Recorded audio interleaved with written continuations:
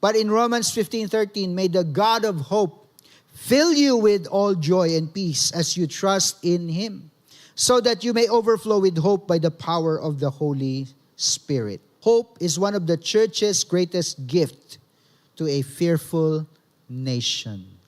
Dapat, pag tinignan nila ang mga mananampalataya, pag tinignan nila ang church, dapat nararamdaman nila na hindi sila nawawalan ng pag-asa. Look at them, they continue to pray. Look at them, they continue to praise the Lord. Look at them, they trust God. And they bring the problems of our nation to the Lord. Dapat yun po ang makita nila. Because when there's hope, there will be peace. There will be confidence and there will be stability. Shine through peacemaking. Hindi tayo dapat ang pasimuno pagdating sa gulo. Amen ba doon? Dapat tayo ang nangunguna pagdating sa kapayapaan. How do we become peacemakers? Makinig muna bago magsalita. Be quick to listen, slow to, di ba yun ang sabi ng Bible? Slow to speak. And when you do speak, you speak truth with love.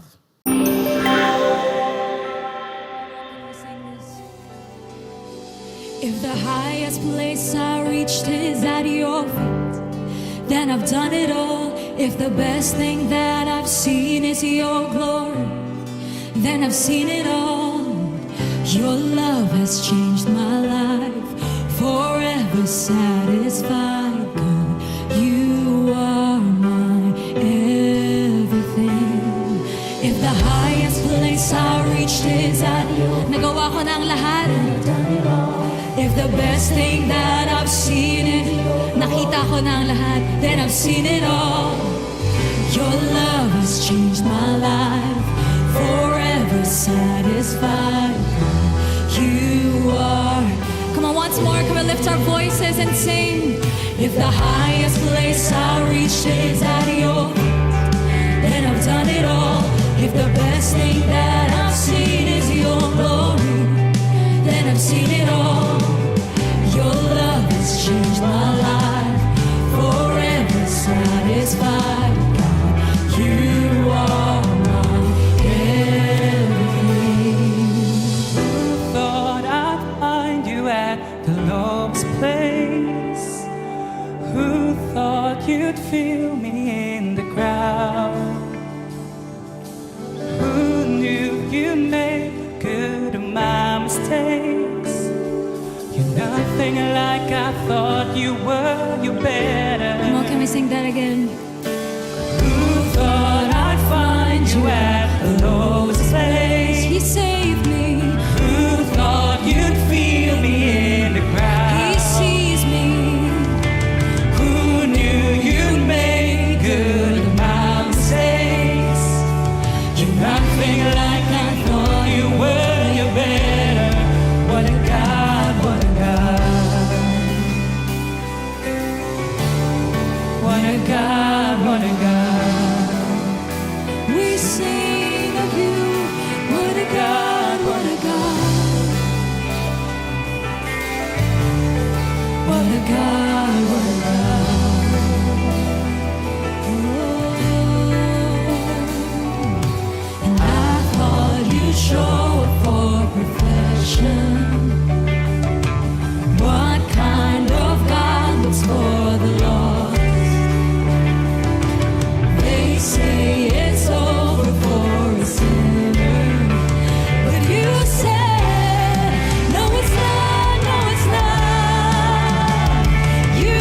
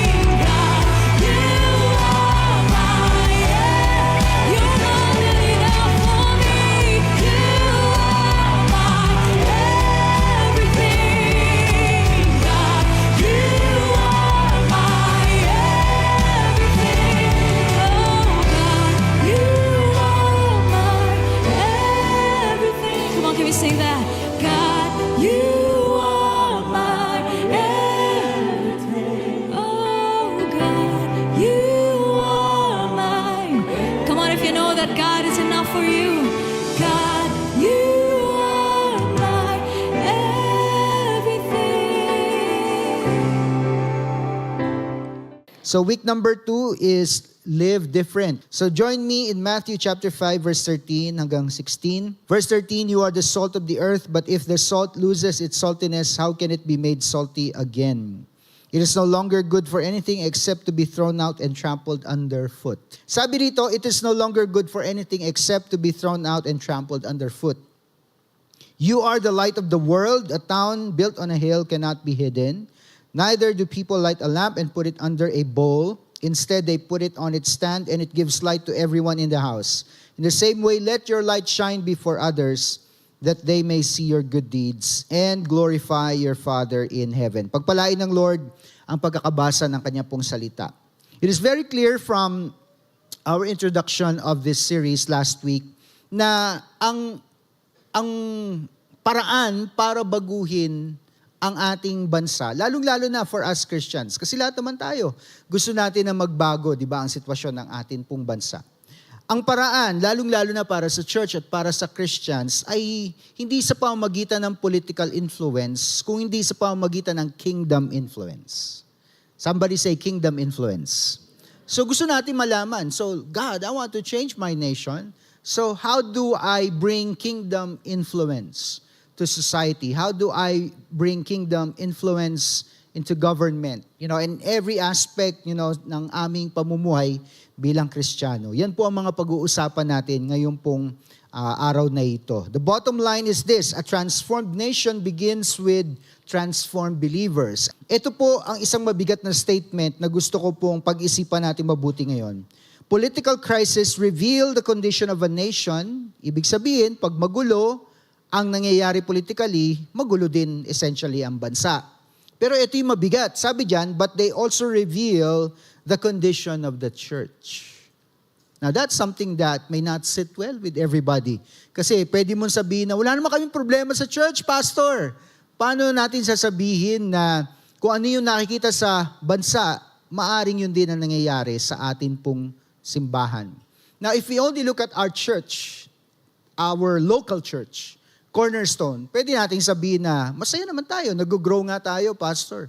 Diba? In fact, nagbanggit ka ng good news kanina, nag-a-add tayo ng panibagong service sa location natin sa San Jose del Monte, Bulacan. Ibig sabihin, we're doing something good and God is giving us favor and approval. Yes, tama po kayo. That's locally.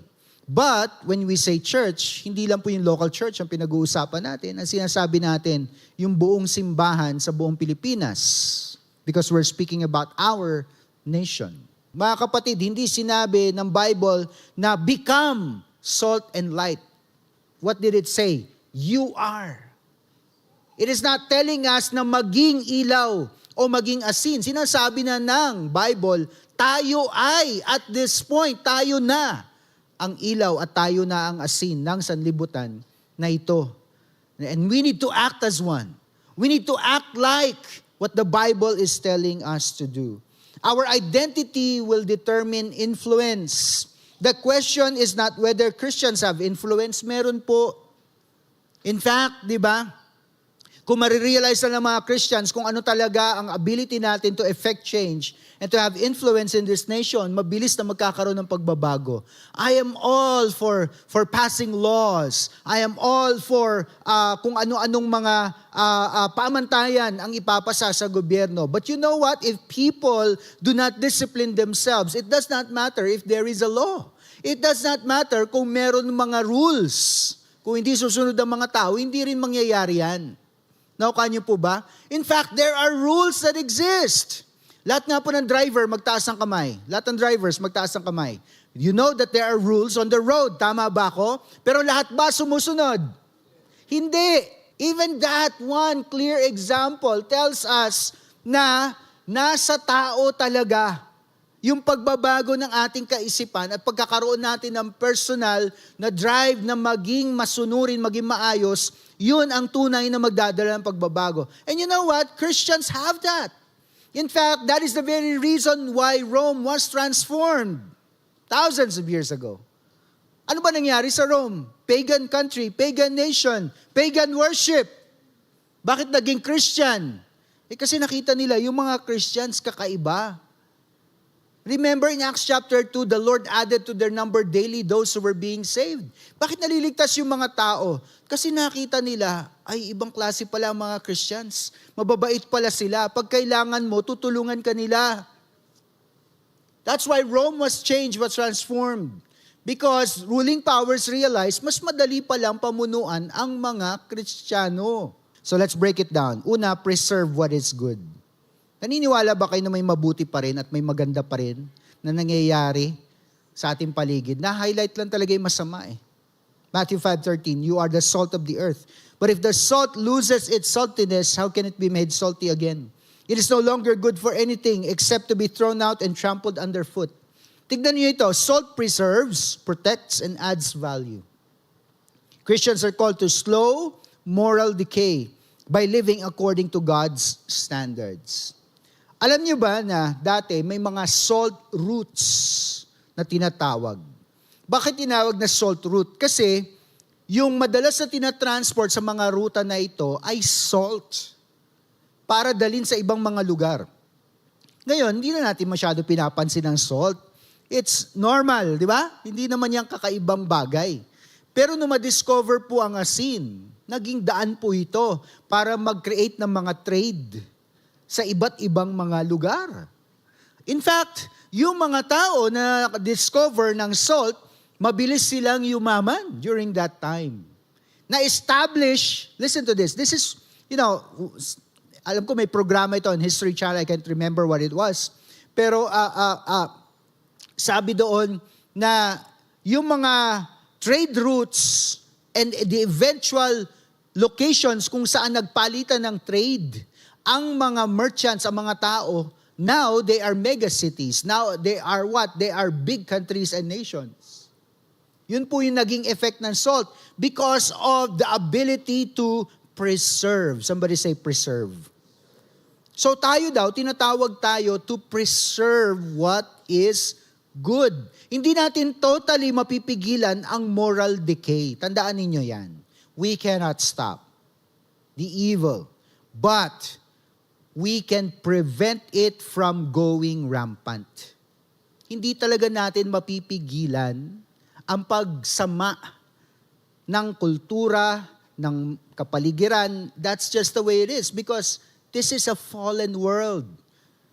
But because Christians are present, ibig sabihin, pwedeng bumagal. Pwedeng magkaroon ng chance for change. Kaya nga, anong unang dapat i-preserve? I-preserve daw ang truth, katotohanan. Ephesians 4:25, therefore each of you must put off falsehood. Speak truthfully to your neighbor, for we are all members of one body. In Christian circles, dapat wala na nagsisinungaling. Hindi mo na dapat i-impress pa ang isang kapwa mo mananampalataya to make yourself look good. Honesty must be something that is natural and normal for us. And even outside of the church, di ba? Hindi natin dapat gamitin ang anumang kasinungalingan pagdating sa ating mga conversations. Speak the truth in love, reject lies, reject gossip, and misinformation. Next, preserve integrity. Sabi sa Proverbs 11:3, the integrity of the upright guides them, but the unfaithful are destroyed by their duplicity. Ano ba ang integrity? It is doing what is right even when compromise seems easier. Sa mga estudyante, sabi ng kaklase mo, may quiz daw mamaya. Narinig ko si ma'am. Paano yan? Hindi tayo nakapag-aral. Huwag ka mag-alala. Katabi naman natin yung top 1. Compromise. Pwede naman akong kumopya. Mabait naman si top 1, nagpapakopya. Compromise. If we want to be consistent with our lives inside and outside of the church, we must continue to surrender to Jesus. Preserve justice. Sabi sa Proverbs 31, speak up for those who cannot speak for themselves. For the rights of all who are destitute, speak up and judge fairly. Defend the rights of the poor and needy. So anong dapat daw? Christians should care about justice because God cares about it. Opo, hindi binabaliwala ng Lord ang injustice.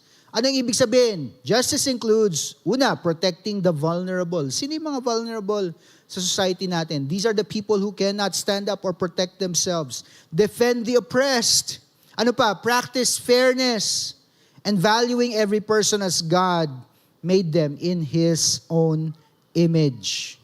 Anong dapat natin tandaan, mga kapatid? You cannot preserve a nation if you compromise your own character. If we do not compromise, then we can preserve what is good. Bakit? Kasi nasa atin yung pagsisimulan ng mabuti.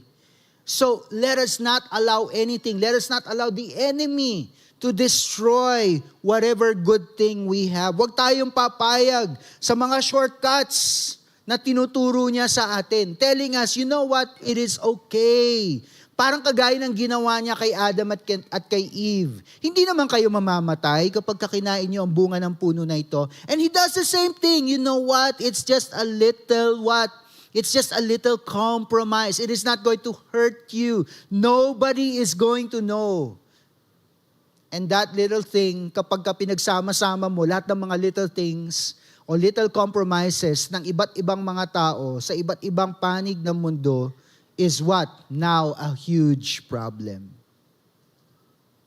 So wag tayong pumayag. Preserve what is good. Next, point people to Christ. Kung tayo ang point of contact, dapat sa pamamagitan natin, makita nila ang Panginoong Hesukristo. Kasi hindi naman tayo ang nagbabago Ang kapangyarihan ng Diyos ang magbabago. Pero kailangan may makita sila na example ng pagbabago. Dapat may makita silang example ng taong binago ng Diyos. Ikaw yun at ako yun. At ang iba pa na maaabot at makakilala sa Kanya. That's the whole point, mga kapatid. Matthew 5:14. You are the light of the world. A town built on a hill cannot be hidden. Hindi maitatago kapag katunay kang Kristiyano. Neither do people light a lamp, put it under a bowl. Instead, they put it on its stand. It gives light to everyone in the house. In the same way, let your light shine before others, that they may see your good deeds and glorify your Father in heaven. Tignan ninyo yung statement na ito. Light does not have to fight the darkness. Hindi raw kailangan labanan ng liwanag ang kadiliman. It overcomes darkness by simply what? Being what it is. When the world looks at us, sasabihin ng world, wala man ako nakikitang pagkakaiba. Pareho lang din. So, una, shine through good works. Mabubuting gawa. People should see Christ before they hear our opinions. Binanggit natin ito. Sabi natin one time, di ba? Hindi man magbasa ng Bible ang mga tao, pero kapag nakita kanila, they should be able to read the Bible through your life. Basically, ikaw na yung Bible. Kasi kung ano yung natanggap mo sa Panginoon, in-apply mo sa buhay mo, at nagre-resulta ngayon sa pagbabago at kung ano-ano pa, pag nakita ng mga tao, sasabihin nila, saan mo natutunan yan? Pag nalaman nilang, natutunan ko magmula sa Diyos. Paano? Kasi binasa ko ang Bible. So ibig sabihin, without reading the Bible, they are now able to see the results of reading it and applying it in their lives because of you. In Titus 3:8, this is a trustworthy saying. And I want you to stress these things so that those who have trusted in God may be careful to devote themselves to doing what is good. These things are excellent and profitable for everyone. Ganun daw ang resulta. Our kindness, generosity, and service, they become what? Powerful testimonies. Are you kind? Sana. How about generous? Alam niyo po ba, may natutunan ako about generosity? It's not all about money. Hindi ibig sabihin, kailangan mo magkaroon ng pera para maging generous ka. That's a misconception. And how about service? You know what service is? That's ministry. To serve the Lord is ministry, and you don't have to be in church to serve the Lord. Paano ka ba makapaglingkod? Paglingkuran mo ang iba. Then you are doing ministry. That's a testimony right there. Serving the poor, helping your neighbors if they need help, caring for those affected by crisis. Shine through hope. Ang pinakamatindi at pinakamahirap na mangyayari ay pag nawalan na tayo ng pag-asa. Kasi pag nawalan na tayo ng pag-asa, sabihin natin wala na akong pakialam. We will not care anymore. But in Romans 15:13, may the God of hope fill you with all joy and peace as you trust in Him, so that you may overflow with hope by the power of the Holy Spirit. So look at this. Hope is one of the church's greatest gift to a fearful nation. Dapat, pag tinignan nila ang mga mananampalataya, pag tinignan nila ang church, dapat nararamdaman nila na hindi sila nawawalan ng pag-asa.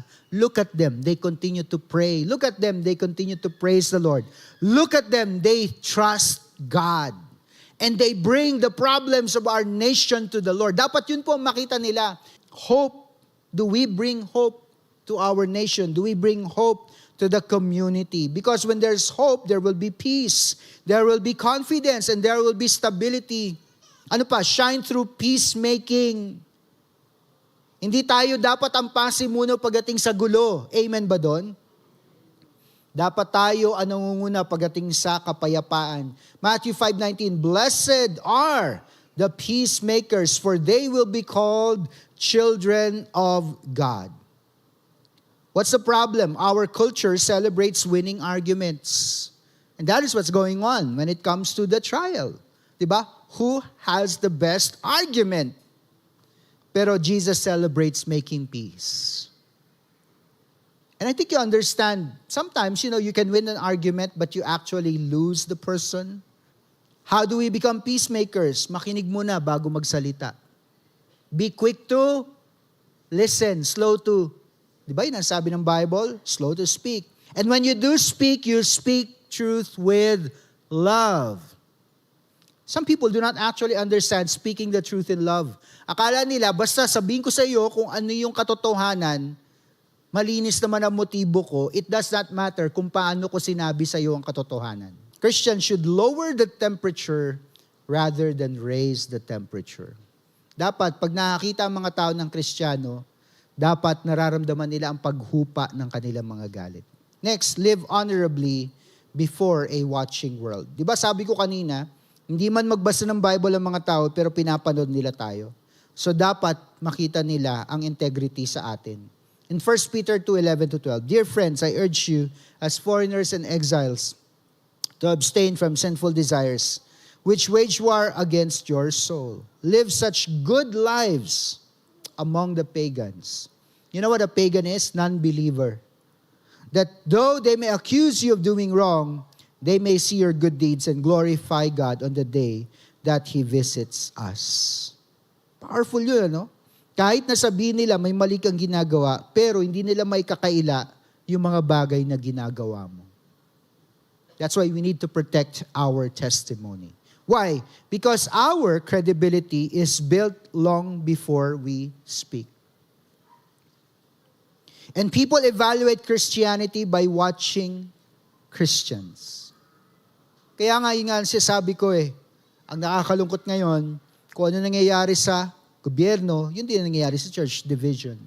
But if we can heal the division, if we can tear down the walls that divide us, then we would establish a stronger presence and we will have a more powerful testimony.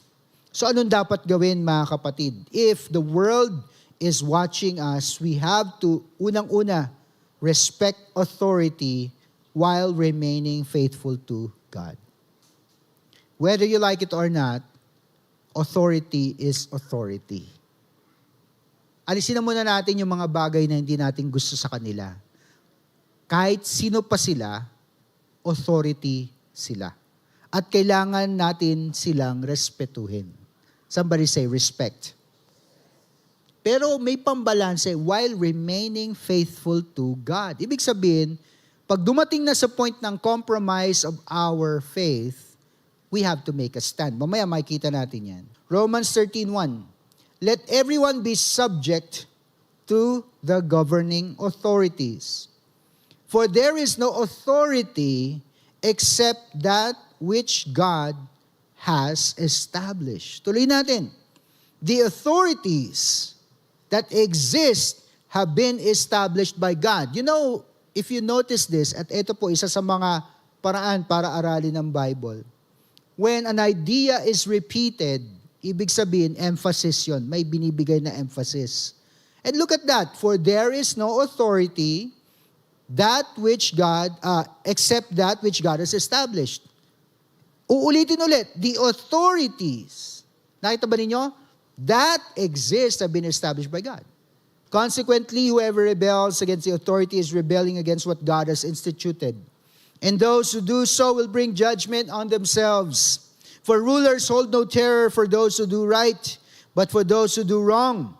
Do you want to be free from the fear of the one in authority? Then do what is right, and you will be commended. For the one in authority is God's servant for your good. But if you do wrong, be afraid, for rulers do not bear the sword for no reason. They are God's servants, agents of wrath, to bring punishment on the wrongdoer. Therefore, it is necessary to submit to the authorities, not only because of possible punishment, but also as a matter of conscience. This is also why you pay taxes, for the authorities are God's servants who give their full time to governing. Give to everyone what you owe them. If you owe taxes, pay taxes. If revenue, then revenue. If respect, then respect. If honor, then honor.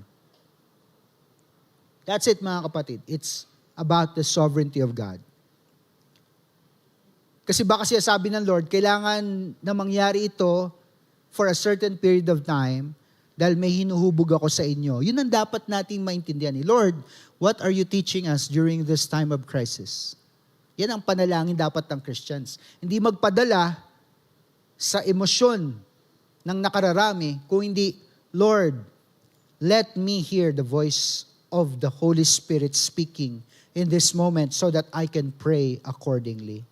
Christians honor governing authorities because God establishes order. Pero ito ang balanse, mga kapatid. However, when human authority contradicts God's commands, then believers must choose God or obey God above all else. Next, let your conduct open doors for the gospel. Yun ang mahalaga. Kasi kapag sinalubong natin ang isang bagay with anger, confusion, ibig sabihin kung paano ito ina-approach ng mundo, paano mabubuksan ang pintuan para makapasok ang mabuting balita. You see, arguments rarely change hearts. And you have experienced arguments, right? Sabi ko nga kanina, you can win the argument, but you lose the person. Authentic Christian living will always change somebody's heart. Our mission is not simply to win debates, but to win people to Christ. And the most convincing argument for Christianity is a life that looks like Jesus. Our nation does not simply need better politics. Ito po, lagi ko paulit-ulit ko sinasabi, it needs better people. So when we say built different, anong dapat? Ibig sabihin, believers must become salt that preserves righteousness, light that shines with hope, peacemakers who heal division, servants who bless their communities, and finally witnesses whose lives point people to Jesus.